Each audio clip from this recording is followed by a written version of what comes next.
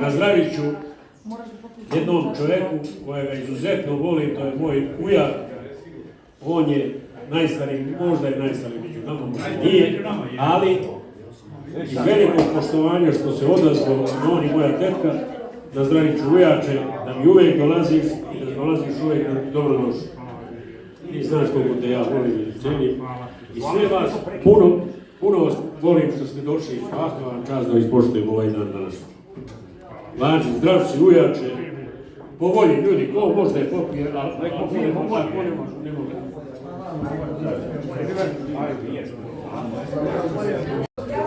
Ja se izvinjavam samo za par reči. Prvo da se zahvalim mom sestriću na poziv. Ovo je jedan veličanstveni poziv, veličanstveni skup, zavit. Moj sestrić ovdje ne živi, ali mu je srce ovdje, tu je rođen. Sa njegovom suprugom srce ovdje, sve odradio uz pomoć svojih građana Trpežana. Ovo je živi zavit. I komšija Dobrodoljana pošto. I komšija kaže Dobrodoljana, hvala im. Da ne bi ja dugo vlačio. Svi znamo koji je povod danas bio.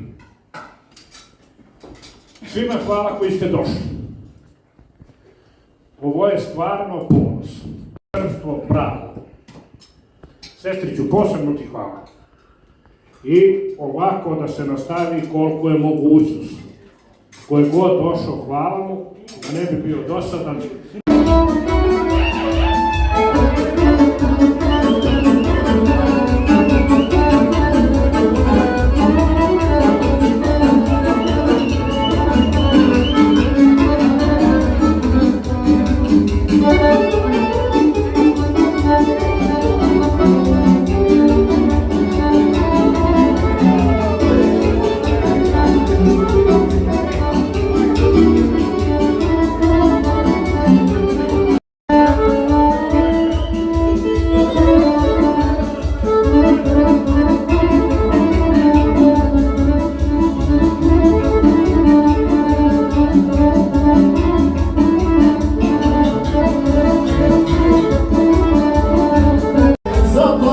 Često, a srce polute. Nek tamo lista, nek mene čeka, nek širi grane svoje. Jednog ću dana ponovo doći kući u Trpeze moje.